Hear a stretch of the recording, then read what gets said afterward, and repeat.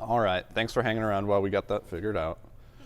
We're going to talk about the different Escape family brands today, and specifically we're going to focus on the newest one, which is going to be Fusion, coming out in the next month or so. And this one is really unique in how we're creating it and why we're creating it. And so real quickly, let's just run through the entire Escape family. Who can name all the brands in the family? Escape, Friction, Working Class, Kingdom, Fusion. Close. Who can do better? She said Escape, Friction, Kingdom, Working Class, Fusion. So that's 5. We're missing AC Fastener. AC Fastener, yep. So it's a trick question. So AC Fastener is our hardware and fastener division.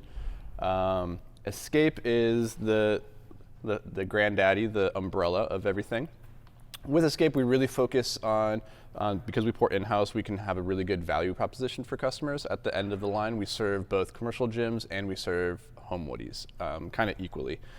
Through Escape, we also do all the volumes and the training tools, and so that's Escape. Friction, who knows what makes Friction unique to us?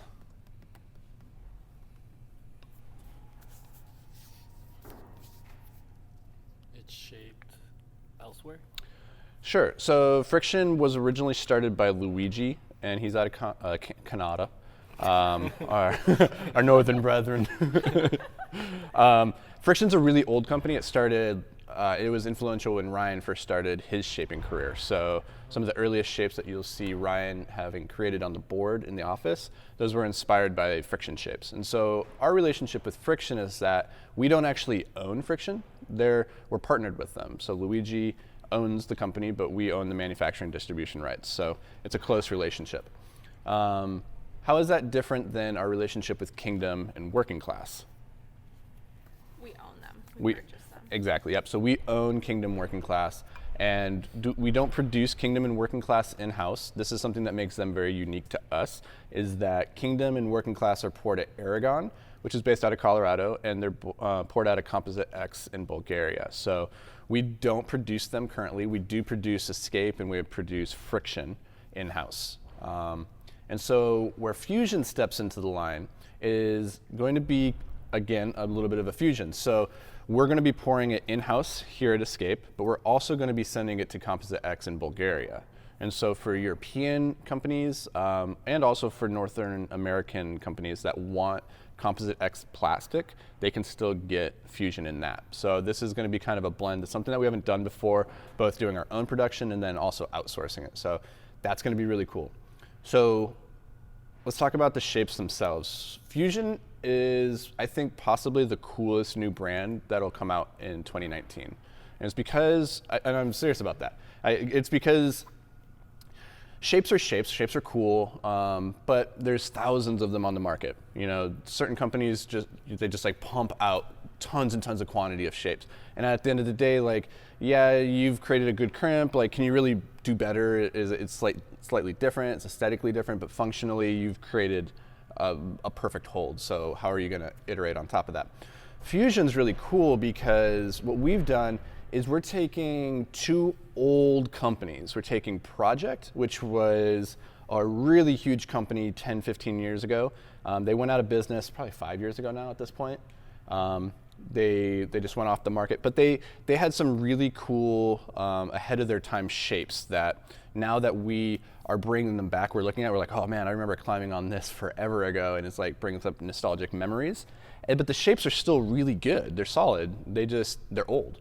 The same with DRCC. So when we acquired DRCC, we took their dual texture line and we created what with it? Legacy, yep. And so Legacy is a brand under Escape. So it's in the Escape family. Fusion's going to be its own brand and family because the way that we dual texture and the way that these holds are created is entirely different than how we're doing Legacy.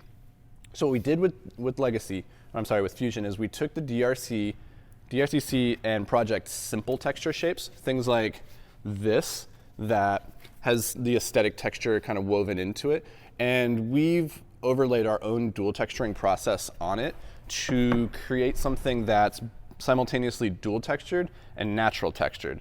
which is very different if you compare this to like our legacy stuff, which is usually just a solid shell of dual texture. And so this is really different and unique in that these different speckles, they're not just aesthetic. You can actually use these for a foot, you could use them for a thumb catch, you could use them in some cases on these bigger shapes where they form these seams, you can actually use these as holds themselves. So this is this weird, cool blend of old and new, mixing the natural texture and the dual texture in a way that I think the only other company that's done even something remotely close to this is eGrips with their new Mammoth Rub series.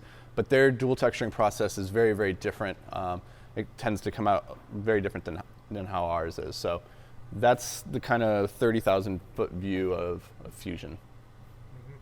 So maybe you want to talk to us about how the design decisions that went into how to make them. Yeah, I'll talk about some of the design ideas that we're making, what makes these shapes unique, and some of the process that like I'm playing in, that Chris is playing in as we're launching this line.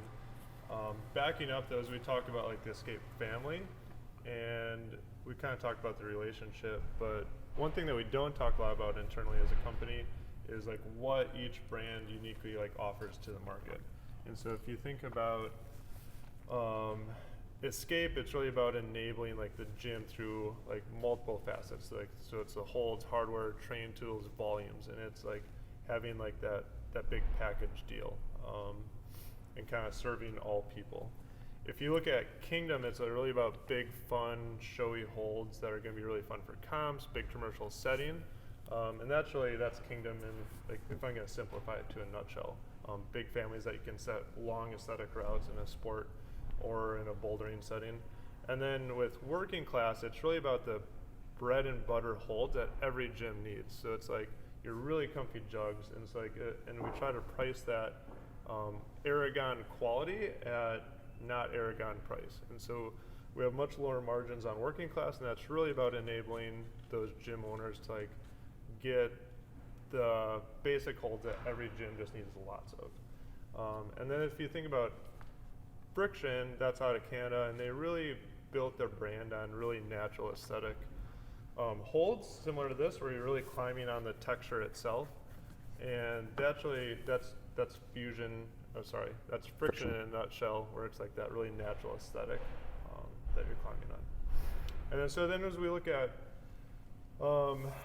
Fusion and like what it offers to the market is, as we bought DRCC, we really purchased it just for the dual texture because it complements our Escape line really well. And then there's literally hundreds and hundreds of holds that we're about to move into the trash or like let just disappear off the market. And because we really acquired DRCC for the dual texture. And there's some really classic, really comfortable slopers, but there's a lot of slopers on the market. And we could go kind of through the line, and there's a lot of stuff that wouldn't really add anything meaningful, but as we looked at that, by adding dual texture and changing it through some of our processes, we could take some of those shapes and reusing it and actually make it something modern that was shaped multiple years ago and is actually now super relevant because of how we tweak that.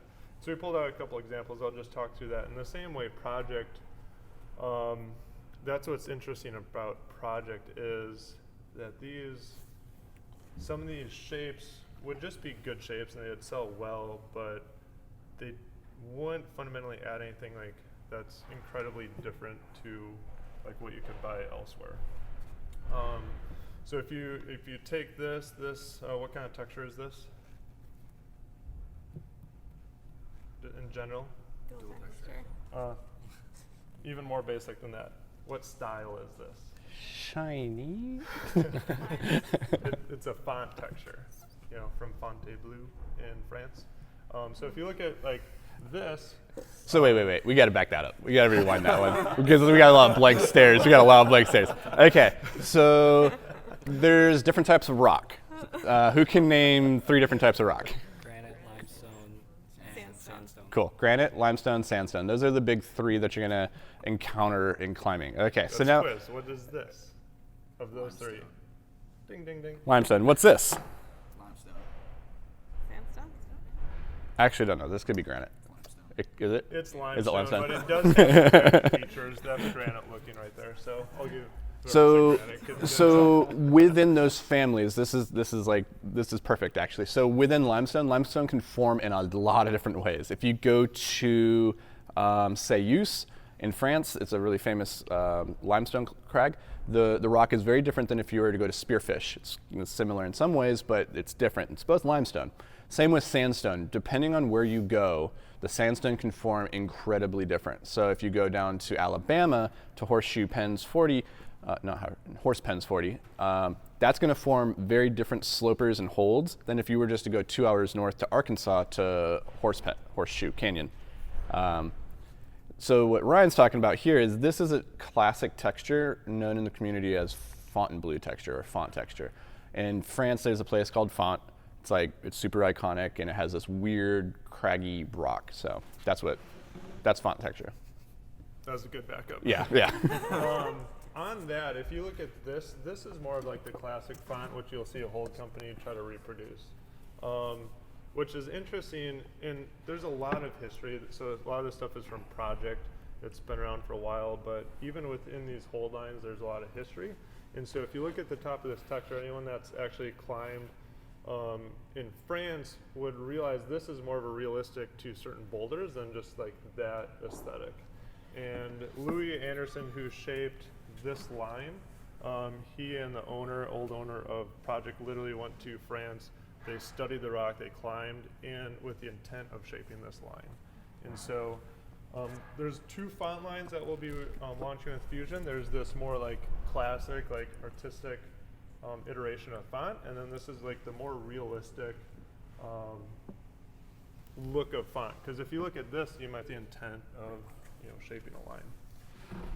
So that's a little side story on that. Is I think about shaping, and this project is really interesting in the sense that I've been shaping for like over 10 years. Like the whole escape line I've shaped some of the newer stuff now in the friction line, and for those of you who don't know, I think everyone knows I studied art in school. Did anyone not know that? And so that's why shaping in this process is really interesting to me. It's like, it's just it's a medium that we get to experiment with.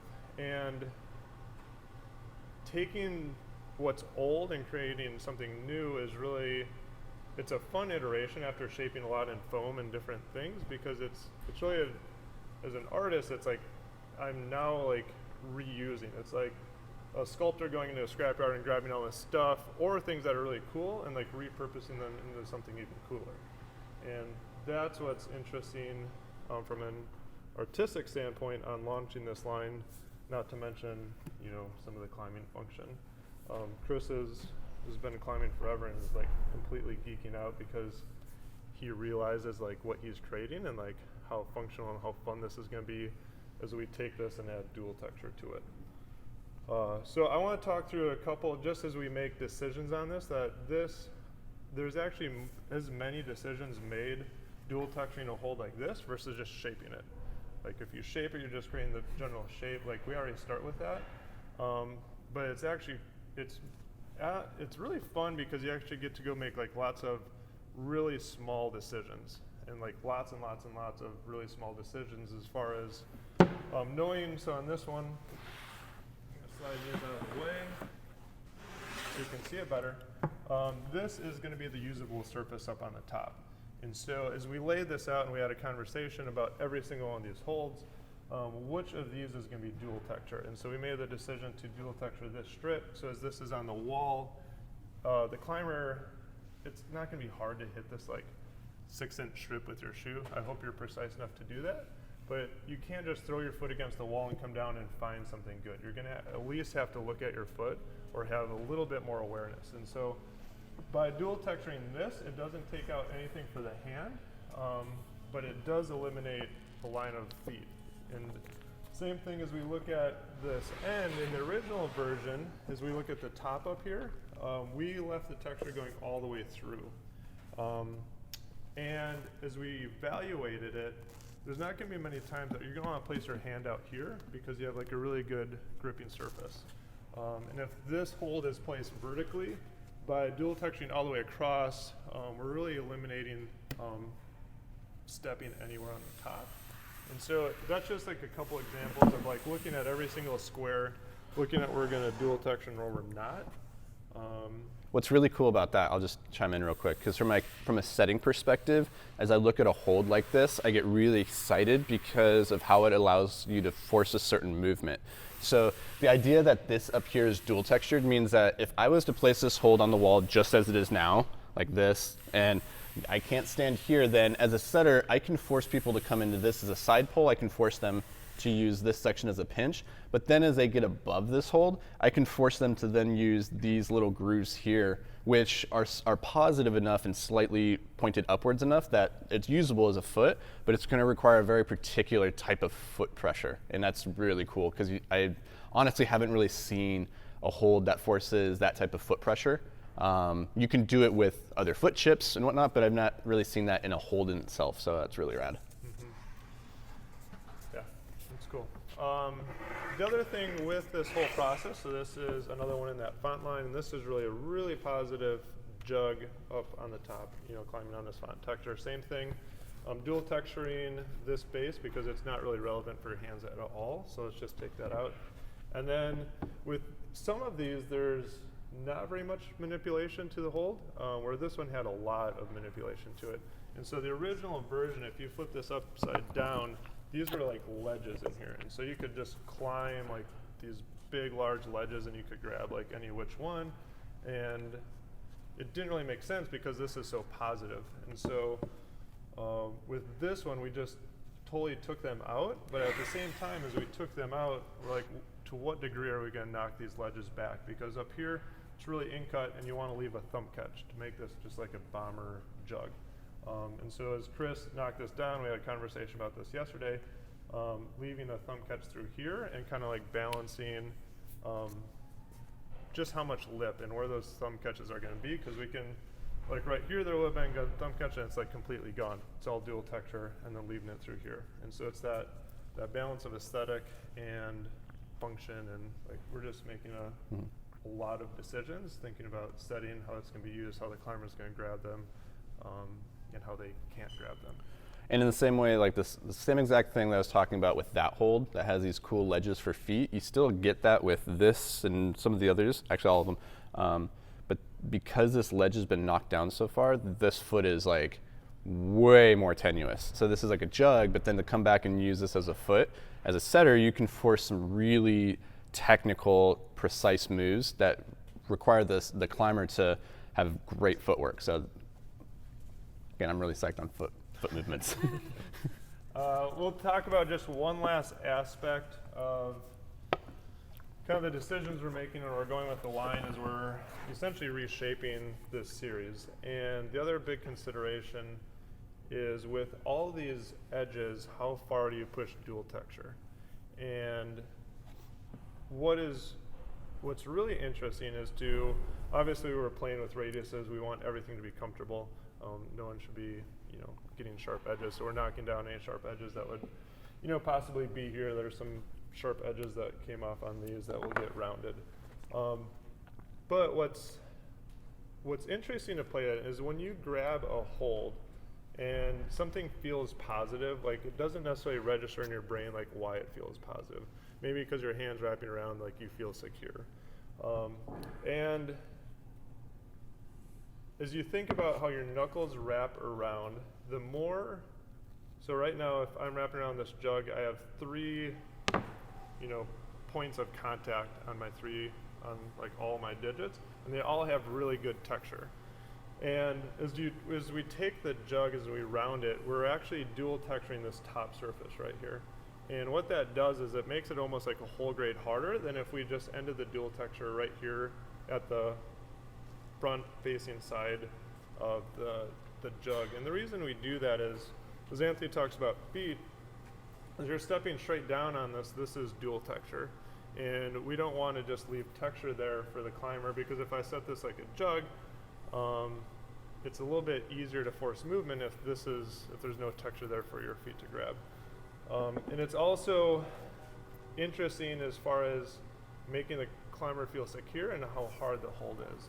As we round that over, you're actually losing texture on this whole part of your hand, which makes all these holds that much more insecure. And it honestly pushes them almost a whole grade harder, which is interesting from a setting perspective. I think these will be used a lot in the commercial gym where setters are going to really want to force movement, in comp scenes where they want to force harder movement, and having these holds like pushing almost a whole grade harder will be interesting. Not to say you can't set a V0 with these, like you totally could. The right route setter can do that, and it's interesting to, I guess, basically what I'm trying to say is it's interesting to think about dual texture as a useful tool of how useful the hold is. And into the subtleties, and what I'm really getting at is if you just place like this back pad on a sloper, you can get like a lot of security, and you could like almost try this next time you go to the gym, just like on like a vertical or a slab, like just place the grip surface here on your hands and like see how much leverage and how much power you can get up. And then think about like on these jugs, when we take that away, how much you're actually losing when you're climbing on that. And then how much more you're forcing, you know, a certain grip or making it a little more secure. You have to grab it in a slightly different way. I want to talk about feet again, because I love feet.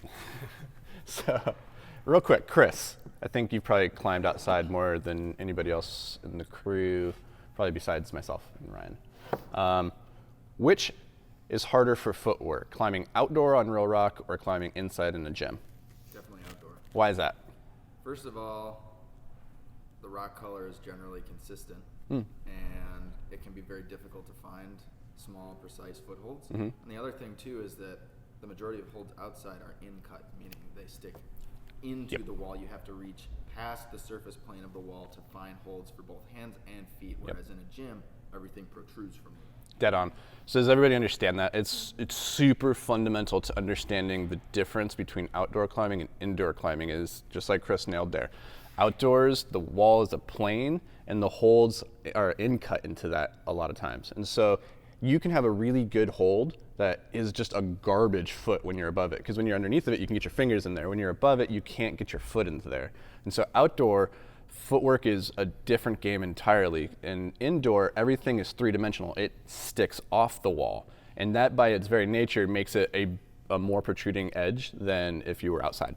And so when we talk about footwork as a route setter in a gym application, it's all about how do we replicate that type of really precise footwork, knowing that we're working in a three-dimensional environment that as soon as I put a foot chip on the wall, even if it's bad, it's still sticking off the wall, and a good climber can use that. So when we talk about dual texturing over the top here and making this harder to use as a foot, these are little tools in the route setter's quiver that they can then pull out later to force a very particular movement that they couldn't force otherwise. So that was a good answer. That was a shot in the dark. I was hoping you'd get that. You nailed it. I don't expect anything less of you, Chris.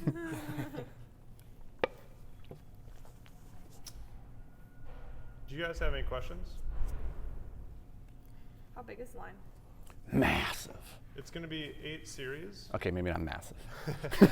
Yeah, we're going to Pretty launch big. like 8 different series, and so a series is like a whole family. So it's going to be a family of these limestones, a family of the natural font, a whole line of the more artistic font. There's a line of simple slopers, all dual textured, some other kind of wacky stuff.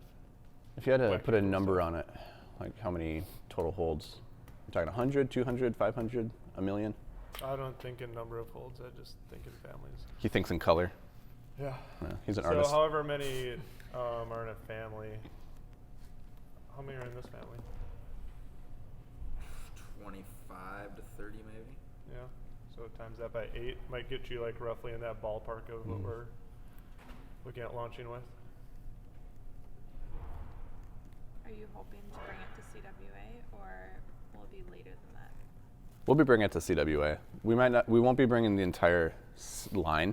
We won't be bringing everything. We have a lot done, so we'll be bringing that so people can experience and start talking about it and playing with it. And we're going to be doing a staggered release. We're not just going to get all 8 families done and say, we're going into CWA, we're going to see what we have done, release that, and then do staggered releases after that. This brand, if we were to contrast this with working class is all about the bread and butter holds that every gym needs. This is more like setter candy, and I would say like these are going to be beautiful holds that look great on the wall, and they're really good to set with. But this isn't like the first hold that a new gym needs to order. Like a gym needs to order their basic crimps, their jugs, their basic slippers, like get those basic shapes out, and then this layers on top of that as like, here's some really cool additional tools in your toolbox setters. So enjoy. Yep. Any other questions? Rita, I see you just sitting on questions over there. She's like, this whole time she's been like, ooh, just wait.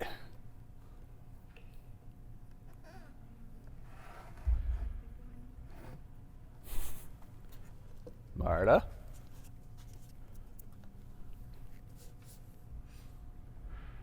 So how many families from DRCC are going to be in Fusion? That's a good question. The sloper family is mostly from DRCC, so it's a whole bunch of simple slopers. That will actually be, there's some escape stuff that will probably get worked into there, stuff that was never released that I've been working on for years and never had time to push all the way through, that actually fit with those DRCC holds. And it's kind of it's a boiling pot, so especially in that simple sloper line, there's one hold that we took from the Granite series and actually turned it into a simple, which was a lot of work, but it works really well as the kind of that emperor size. So it's not necessarily just on some of these with the project line, they're very specific textures, but on the simple line, that's the one that's actually mixing from 3 different brands. I'm trying to think. I think that's the only one that DRCC has a family in, and the rest will be project. Kind of a hodgepodge, or just project? Do you think? Mostly project. Mm-hmm. Oh yeah. Oh, the foam limestones. Yep. Oh, that. Forgot about those. Yeah, Those so are rad. there's a picture we posted on Instagram like a year ago of these foam limestones, and there's these like big Tufa pinches, pinches. and those are foam. They were these really cool pinches that were a project was about to release, and they went out of business before they could release them, and they're like really cool holds that never hit the market. There's 2 lines. There's a font line and a limestone line that was part of that, and we'll be molding that and then dual texturing that. Those are just normal textures. But yeah, Those are crazy. Those are, Those are really rad. Kind of getting to a point of like, is this all project that's like reborn? Some of it's actually project that was never born in the first place, and then we'll actually just jump to 2.0 instead of releasing 1.0 and then 2.0. Yeah, I forgot about that. Yeah, I just looked up and saw that box and gotta get those out, guys. I want to climb on those. Yeah. These Tufa pinches are like super cool. They're like mega. The best kind of climbing hold. The best kind, yeah. Anywhere you get Yeah. tubas. What kind of rock does Tufas form on? Dang it. For those of you at home that can't hear, that's limestone. So as I described the family, is there anything confusing about the families and like the niche that they serve as we talk about adding these brands and kind of the direction that we're pushing each brand? Do we have a standard default color picked out for them yet? Ooh, for Fusion? Oh yeah, so Fusion, yeah, so Seth and I have been working on the branding for the last year. So Fusion was originally Epic, and then it changed to Minimal, and then it changed to Fusion. So yeah, the color scheme for Fusion is kind of an electric blue and orange. So it's going to be different than Escape, which is black and red, and Friction, which is red and white, and Kingdom, which is blue and white. Working Class is green and white. Black. Green, black. So the colors are really cool. Like, I'm psyched to see these things in like neon orange and blue. Fluorescent orange will look great.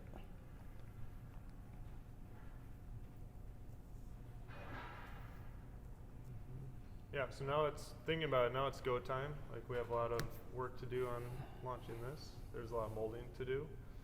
There's a lot of photos to take and edit and get on the website so we can get this launched into our customers' hands, you know, and have that conversation at CWA. And then the whole launch needs to be up and ready for U.S. manufacturing when we go to Bulgaria for the trade show in Europe. And then that's when it'll be starting to be molded at Compex, but we'll have the physical holds from our production. Like we could be fulfilling orders, but then Bulgaria will be, you know, soon behind us, you know, for European distribution. So all that to say is we're pretty much, this is going to hit every one of our departments, and so I think it's good for you guys to like really understand like why isn't this just part of the escape line? Like didn't we just fold this into like Kingdom or working class, and why this matters and why it's different. So, and if questions come up, you know, obviously ask us. So this is kind of like our high-end brand, would you say? Like our specialty, or? I'd say specialty, but I don't know about price-wise if it's where it's going to be. Yeah, I would say high-end only because it's dual texture, and dual texture is it would have been really easy just to mold all these and relaunch this brand. Like, we could have done that a year and a half ago.